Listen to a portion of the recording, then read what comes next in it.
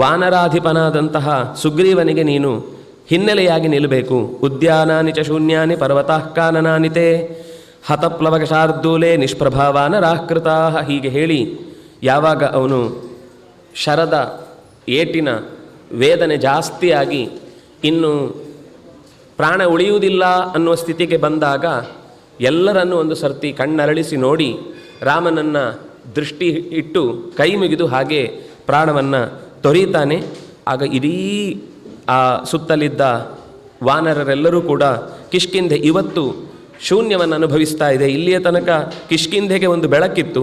ಆ ಬೆಳಕು ಅದು ಕೇವಲ ಮನುಷ್ಯರಿಗೆ ಮಾತ್ರ ಅಲ್ಲ, ಇಲ್ಲಿರುವ ಉದ್ಯಾನಗಳು, ಇಲ್ಲಿರುವ ಪರ್ವತಗಳು, ಇಲ್ಲಿರುವ ಪ್ರತಿಯೊಂದು ಕಾಡು ಪ್ರಾಣಿಗಳೆಲ್ಲವೂ ಕೂಡ ನಿಷ್ಪ್ರಭಾಹ ವಾನರಾಕೃತ, ಎಲ್ಲವೂ ತಮ್ಮ ಪ್ರಭೆಯನ್ನು ಕಳಚಿಕೊಂಡು ನಿಸ್ತೇಜವಾಗಿದ್ದಾವೆ ಅಂತ ತುಂಬ ದುಃಖ ಪಡ್ತಾರೆ.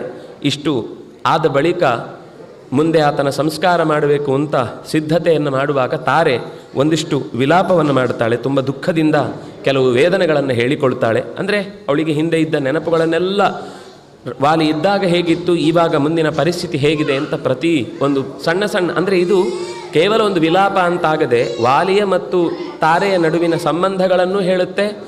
ವಾಲಿ ಇನ್ನೇನೇನು ಮಾಡಿದ್ದ ಅನ್ನುವ ಸಂಗತಿಯು ನಮಗೆ ತಿಳಿಯುವ ಹಾಗಾಗುತ್ತೆ. ಹಾಗಾಗಿ ನಮಗೇನು ಅಂದರೆ ಸುಮ್ಮನೆ ಅಳುವಾಗ ಅಳ್ತಾರೆ, ನಾವು ಅಳುದು ಅಂದರೆ ಬರೀ ಅಳುದು ಮಾತ್ರ, ಅಥವಾ ಅದೇ ವಿಷಯವನ್ನು 100 ಸಲ ಹೇಳ್ತಾ ಇರ್ತೀವಿ.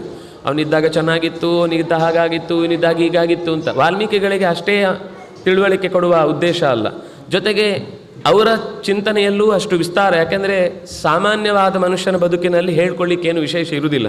ಅದೇ ಆಫೀಸು, ಅದೇ ಮನೆ, ಅದೇ ಬಸ್ಸು, ಅದೇ ಬ್ಯಾಗು, ಬಿಟ್ಟರೆ ಬೇರೆ ದಾರಿ ಇರುವುದಿಲ್ಲ.